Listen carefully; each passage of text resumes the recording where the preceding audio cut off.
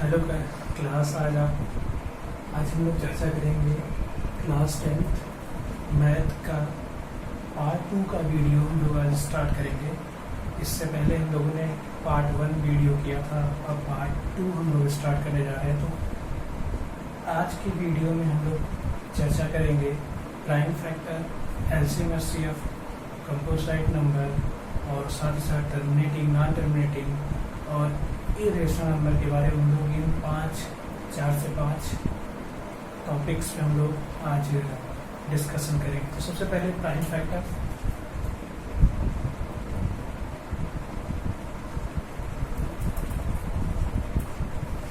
Prime factor तो किसी भी नंबर को उसके स्मॉल फैक्टर में लिखा जाए, उसके बाद वो और ब्रेक ना किया जाए, उसे क्या कहा जाता है? Prime factor. जैसे फॉर एग्जांपल, अगर हम 12 को छोटे छोटे नंबर में अगर हम मल्टीप्लाई में अगर 12 को ब्रेक करें तो 12 को हम इस तरीके से ब्रेक कर सकते हैं, 2 इंटू 2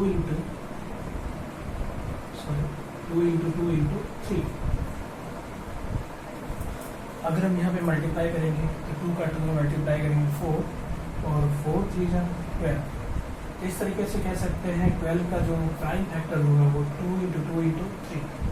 प्राइम फैक्टर मीन्स होता है कि जब नंबर को ब्रेक किया जाता है, ब्रेक करने के बाद जो नंबर आते हैं उसके बाद उनको और ब्रेक नहीं किया जा सकता। जैसे 2 को और ब्रेक नहीं किया जा सकता, इस 2 को भी और ब्रेक नहीं किया जा सकता, 3 को और किसी टेबल के थ्रू और किसी नंबर के थ्रू ब्रेक नहीं किया जा सकता। तो किसी नंबर को इस तरीके से ब्रेक किया जाए कि आने वाले नंबर को दोबारा फिर से ब्रेक ना किया जा सके, उसे क्या कहा जाता है? प्राइम फैक्टर कहा जाता है। जैसे और एग्जांपल लेते हैं 26। तो 26 क्या होगा? 2 इंटू 13। 2 का और हम ब्रेक नहीं कर सकते, 13 को भी और ब्रेक नहीं कर सकते। और जैसे 56 का हमें प्राइम फैक्टर निकालना है, तो सबसे पहले हम इस तरीके से एक लाइन खींचेंगे, सबसे छोटे नंबर से डिवाइड करना स्टार्ट करेंगे।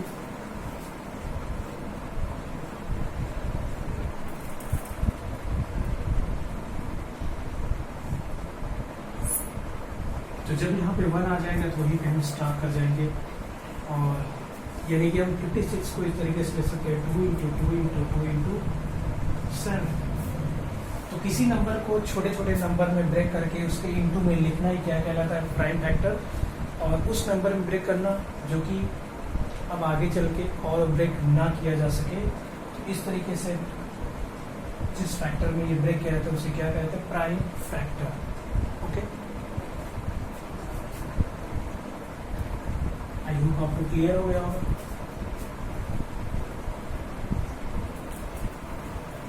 अब हम चलते हैं एलसीएम।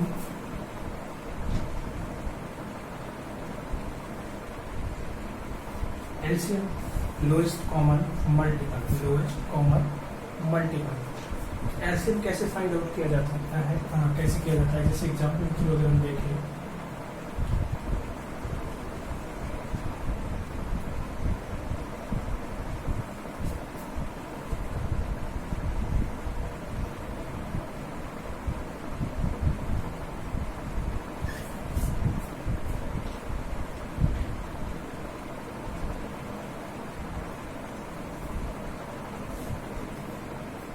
आई होप कि आपने एलसीएम को छोटी क्लास में पढ़ा हुआ होगा यहाँ पे, लेकिन आपको फिर से पढ़ना है तो आपका रिवाइज हो जाएगा। तो सबसे पहले क्या करना होता है?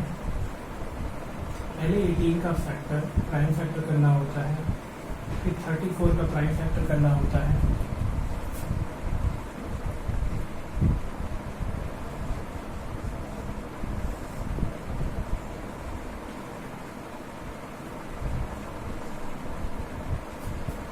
सबसे पहले इन दोनों प्राइम फैक्टर में जो कॉमन नंबर होता है पहले उसको लिखना है। अब कोई कॉमन नंबर नहीं है तो जो बचे नंबर उनको भी इस तरीके से लिख लेना है। और हम क्या कर देंगे, इन सबका पूरा मल्टीप्लाई कर देंगे मल्टीप्लाई करने के बाद हमारा क्या निकल आएगा, LC। Okay,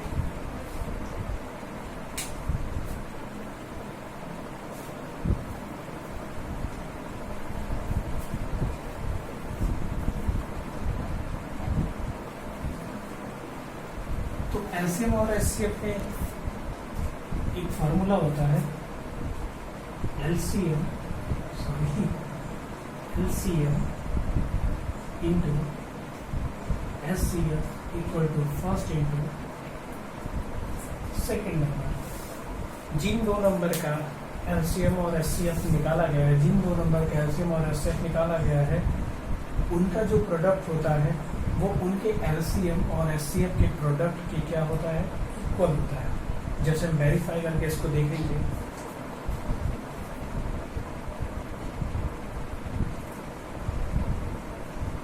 verify that LCM into SCF equal to first into second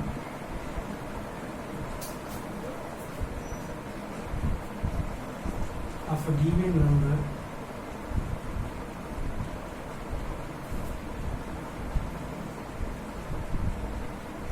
(8 and 30). अभी क्या करना है, हमको वेरीफाई करना है कि LCM और SCF का मल्टीप्लाई जो होता है फर्स्ट इंटू सेकेंड नंबर के मल्टीप्लाई की क्या होता है, इक्वल होता है। और कब इक्वल, वो किस एग्जाम्पल के थ्रू में देखना है, 8 और 13 के।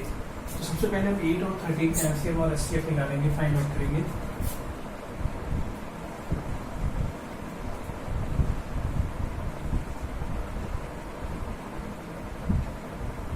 हमने SCF फाइंड करने के लिए हमने रूल्स पढ़े थे, क्या पढ़ा था, सबसे 30 हमें एडजस्टमेंट करना था एक लेयर्ड सिग्नल से।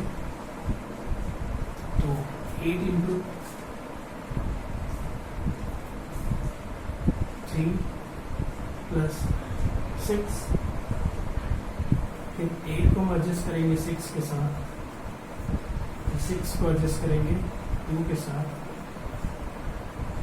इट मीन्स SCF हमारा फाइंड आउट हो गया 2। LCM फाइंड करेंगे,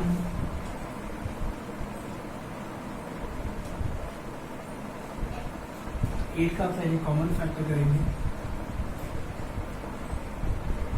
30 का कॉमन फैक्टर करेंगे, फिर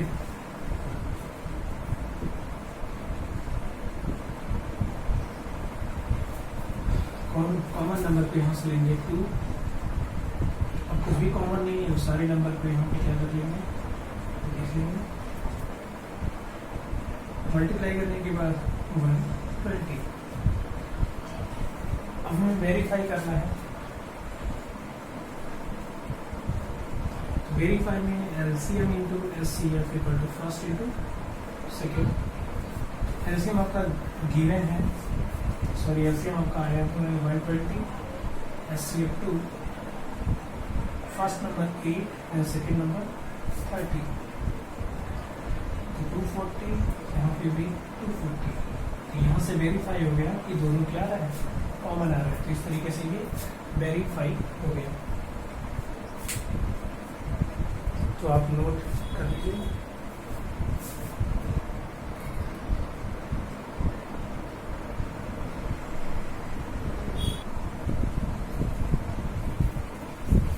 अब हम देखते हैं कंपोसाइट नंबर। कंपोसाइट नंबर क्या होते हैं, वो सारे नंबर जो जिनको ब्रेक किया जा सकता है 2 या 2 से ज़्यादा फैक्टर में, 2 और मोर फैक्टर में, तो उन्हें क्या कहा जाता है, composite number.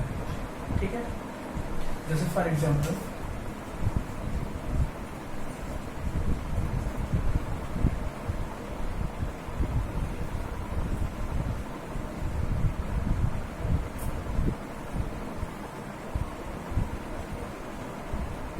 check the number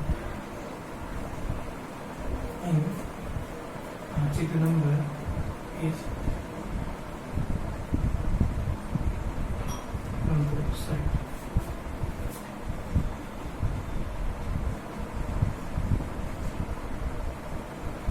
आपका यहाँ पे क्वेश्चन दिया हुआ है 2 × 5 × 20 + 2। हमें ये चेक करना है कि क्या इसका सोल्यूशन जो है कंपोसाइट नंबर हो सकता है। तो पहले इसको सॉल्व करके देखेंगे।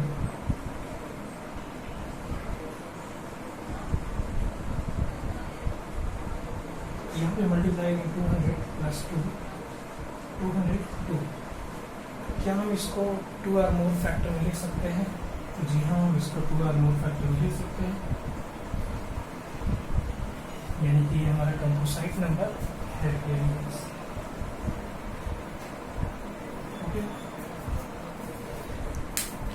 तो इस तरीके से हम चेक करेंगे कंपोसाइट नंबर है या नहीं है।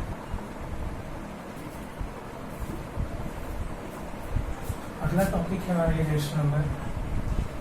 तो जो रेशनल नंबर नहीं होते वही हमारे काफी रेशनल नंबर, जैसे एग्जांपल के थ्रू अगर हम देखें तो √3, √2, 5 प्लस √3,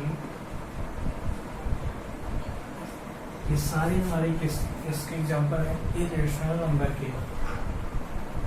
इरेशनल नंबर जहाँ पे जब ई और ई बाई क्यू में, ई बाई और क्यू में अगर कॉमन फैक्टर पाया जाए, ई बाई क्यू में अगर कॉमन फैक्टर पाया जाए तो वो डिफाइन करता है इरेशनल नंबर। जैसे अभी हम एग्जांपल लेके देखते हैं।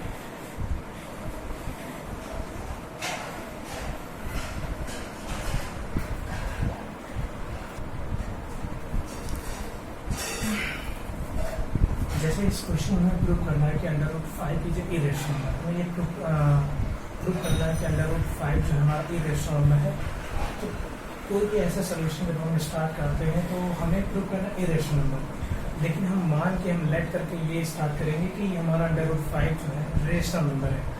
तो हम यहाँ पे ये प्रूव करके दिखाएंगे कि जो हमने रेशनल नंबर मान के चला है वहाँ पे कॉमन फैक्टर जो है आ रहा है।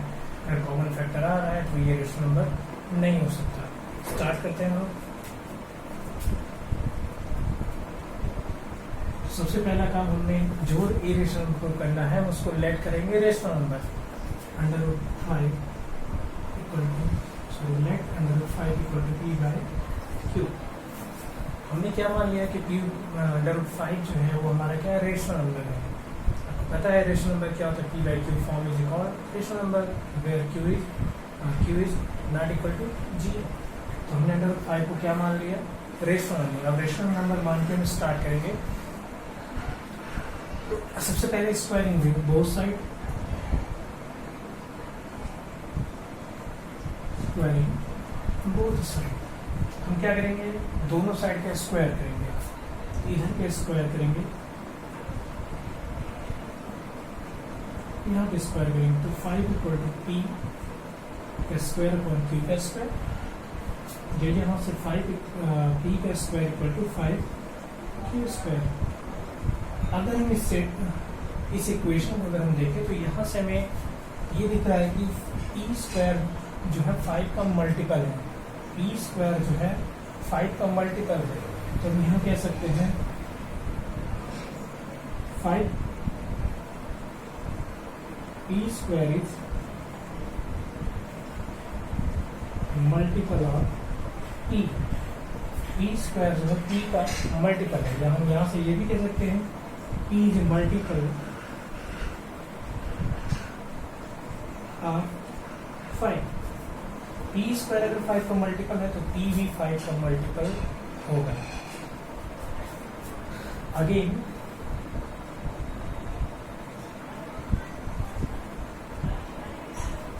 हम क्या करेंगे?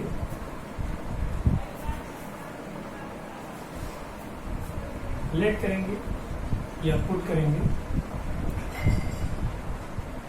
P इक्वल टू 5 है। हम ये मान के चलते हैं कि P जो है 5 का मल्टीपल है। यहाँ से दिख गया 5 P जो है 5 का मल्टीपल है।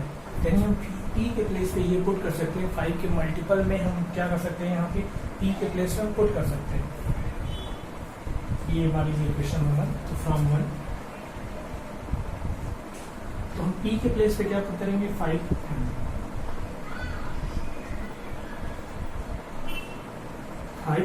हमने क्यों पुट किया आपको हमने यहाँ पे क्लियर कर दिया, क्योंकि यहाँ से हमें ये पता चल गया है कि p जो है 5 का मल्टीपल है, तो p जो 5 का मल्टीपल है, तो p की जगह पे 5 का मल्टीपल कोई भी नंबर हम क्या कर सकते हैं, पुट कर दिया। ठीक है, अब यहाँ से मैं स्क्वायरिंग बोथ साइड, सॉरी जब इधर पे स्क्वायर करेंगे 25m square equal to 5q square, तो यहाँ से 5 भी हो गया cancel, 5m square equal to q square.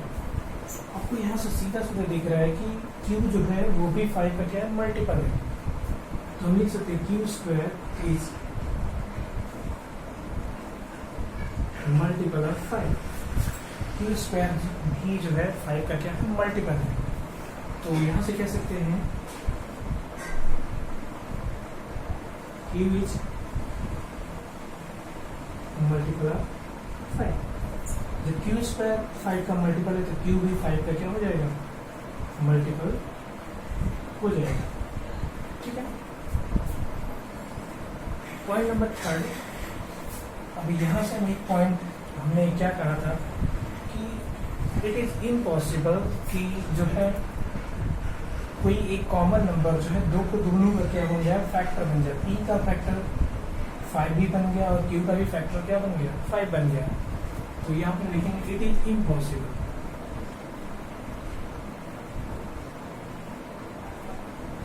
It is impossible to 5 is a factor of p and q। ये इम्पॉसिबल है कि p जो है 5 और q 5 जो है p और q दोनों का फैक्टर हो जाए।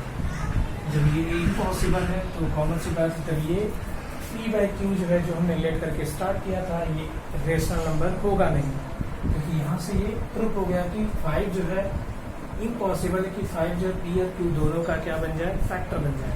अगर दोनों का फैक्टर बन रहा है तो यानी कि ये p बाई q जो है हमारा रेशनल नंबर नहीं होगा। अगर ये p बाई q हमारा रेशनल नंबर नहीं होगा तो ये p बाई q क्या हो सकता है, हमारा इरेशनल नंबर हो सकता है। अगर p बाई q हमारा इरेशनल नंबर हो गया यानी कि अगर 5 भी क्या हो गया, हमारा इरेशनल नंबर।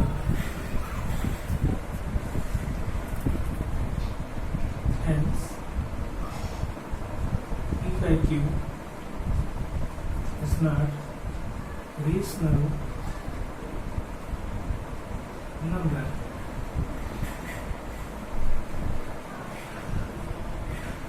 ठीक, p by q is not a rational number,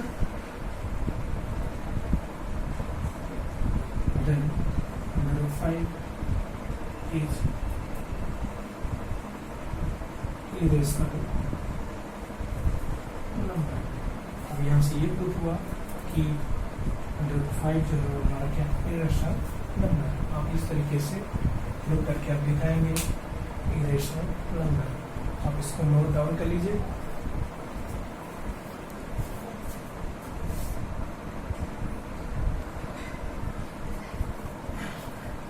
कुछ इस टाइप का आ जाए क्वेश्चन की 3 प्लस √5 की इरेशनल नंबर में क्या करना है, प्रूफ करना है। हम सोल्यूशन कैसे स्टार्ट करेंगे, सोल्यूशन वैसे स्टार्ट करेंगे 3 प्लस √5 लेट कर लेंगे 3 plus √5 equal to p by q। ठीक है, फिर हम यहाँ से √5 इक्वल टू करेंगे p बाई q माइनस क्या हो जाएगा 3। बट हमें पता है बट √5 इज इरेशनल नंबर। जैसा कि अभी हमने प्रूफ करके दिखाया था कि √5 क्या हमारा इरेशनल नंबर है। अगर √5 हमारा इरेशनल नंबर है तो ये √5 के इक्वल टू ये पूरा हो गया। तो यानी हम कह सकते हैं then p by q minus 3 is then p by q minus 3 also irrational number। तो जब √5 हमारा इरेशनल नंबर हो गया तो ये पूरा भी हमारा क्या हो जाएगा, इरेशनल नंबर हो गया। यानी कि p बाई q भी हमारा क्या हो जाएगा, इरेशनल नंबर। अगर p जब ये पूरा इरेशनल नंबर हो गया तो p बाई q भी हमारा क्या हो जाएगा, इरेशनल नंबर। अगर p by q irrational number होगा तो ये जो हमने पूरा लेट किया था वो हमारा क्या हो जाएगा, इरेशनल नंबर। तो यहाँ हम रिजल्ट लिखेंगे, p by q is irrational number when 3 plus under root 5 is irrational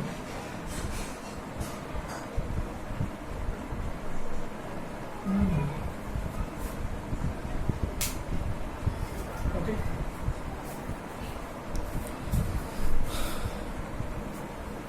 तो क्लियर हो गया होगा आपको, शायद क्लियर हो गया होगा आपको।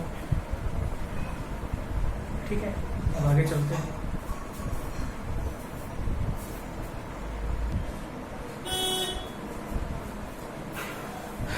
चलिए अब हम उनका अगला टॉपिक देखते हैं, terminating non terminating decimal. Terminating को हम ये भी कह सकते हैं नॉन रिपीटिंग, और नॉन टर्मिनेटिंग को हम कह सकते हैं रिपीटिंग डेसिमल। जैसे आपने देखा होगा 1/8 को हम क्या लिख सकते हैं डेसिमल में 1.25।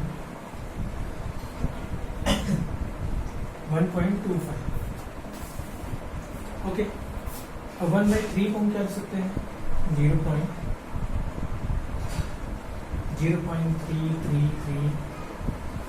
तो ये हमारा हो गया टर्मिनेटिंग, ये हमारा क्या हो गया नॉन टर्मिनेटिंग। तो ये हमारा कैसा डेसिमल है, नॉन रिपीटिंग या कह लें टर्मिनेटिंग, और ये हमारा क्या है रिपीटिंग या कह लें नॉन टर्मिनेटिंग डेसिमल।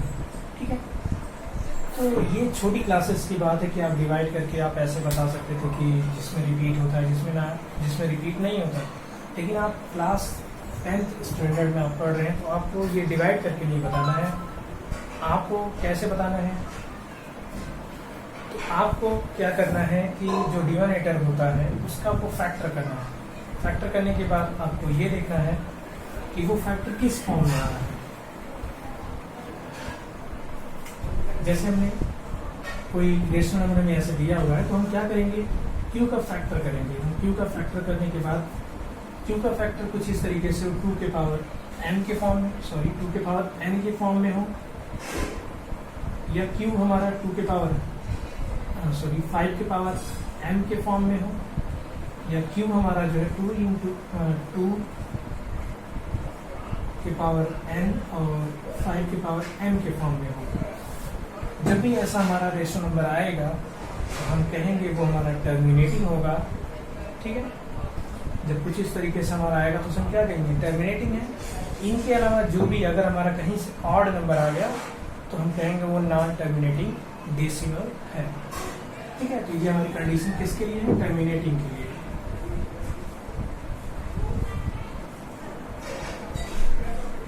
कैसे चेक करना है, आपको यहाँ पे जो डिनोमिनेटर दिया हुआ है उसका आपको क्या करना है, उसका फैक्टर करना है। फैक्टर करने के बाद आपको देखना है क्या वो 2 के पावर में आ रहा है, जैसे 2 के पावर 2, 2 के पावर 4, 2 के पावर 8 समथिंग, या 5 के पावर, जैसे 5 के पावर 2, 5 के पावर 3, 5 के पावर 6 कुछ भी, या कुछ इस तरीके से आ रहा हो 2 के पावर 2, 5 के पावर 3, या 2 के पावर 2, 5 के पावर 2, कुछ इस तरीके से डिनोमिनेटर आ रहा हो, उसका फैक्टर आ रहा हो, तो हम कहेंगे कि वो हमारा क्या टर्मिनेटिंग है। लेकिन इनके अलावा अगर यहाँ पे ऑड नंबर आ जाए, कहाँ पे, इसके फैक्टर में, क्यू के फैक्टर में अगर ऑड नंबर आ जाए तो हम कहेंगे वो नॉन टर्मिनेटिंग डेसिमल है। आपको यहाँ पे डिवाइड करके आंसर नहीं लिखना है, सिर्फ आपको फैक्टर करना है। फैक्टर करके आपको बताना है टर्मिनेटिंग है कि नहीं है। जैसे हम कुछ एग्जांपल्स लेते हैं,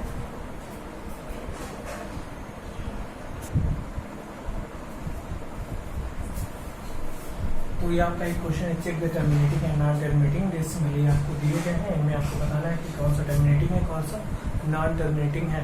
सबसे पहले आपको क्या करना है, सबके जो डिनोमिनेटर है सबका फैक्टर करना है। फैक्टर करने के बाद आपको 2 के पावर n के पावर 2 के पावर और इंटू n के पावर के फॉर्म में कन्वर्ट करना है। फिर चेक करना है कि आपका टर्मिनेटिंग है कि नहीं है। जैसे पहले सबसे पहला एग्जाम्पल आपका ये 1/16 को हम कर सकते हैं, 1/16 को कर सकते हैं 2 के पावर 4। तो अगर यहाँ देखिए तो ये 2 के पावर n के फॉर्म में है, तो यानी कि हमारा क्या है टर्मिनेटिंग, यहाँ पे चेक करें 8/125, 8/125 को क्या लिख सकते हैं 5 के पावर 3, ये 5 के पावर 3 के फॉर्म में है, तो इसको भी क्या कर सकते हैं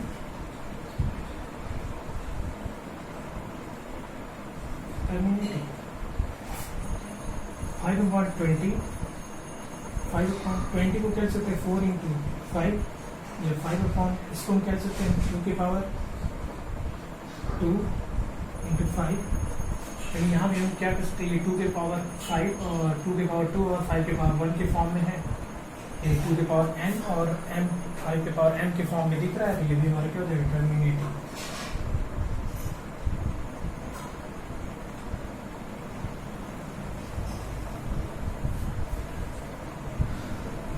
नॉन टर्मिनेटिंग की लास्ट ये वाला एग्जाम्पल लेते हैं 6/26, 6/26 को क्या कर सकते हैं 2 इंटू 30। अब यहाँ पे अगर हम देखें तो यहाँ पे जो फैक्टर आया वहाँ पे ये ऑड नंबर है, ये क्या हमारा ऑड नंबर, अगर ये ऑड नंबर आ गया तो ये हमारा क्या हो जाएगा नॉन टर्मिनेटिंग। जब भी ऑड नंबर आएगा तब हमारा क्या हो जाएगा नॉन टर्मिनेटिंग। ऑड नंबर के साथ साथ ये भी देखना है कि कहीं वो ऑड नंबर ऊपर वाले से कैंसिल तो नहीं हो रहा है, जैसे 13 यहाँ से ऊपर से कैंसिल तो नहीं हो रहा है, अगर कैंसिल नहीं हो रहा है सिर्फ 13 इसी तरीके से है तो हम कहेंगे ये नॉन टर्मिनेटिंग।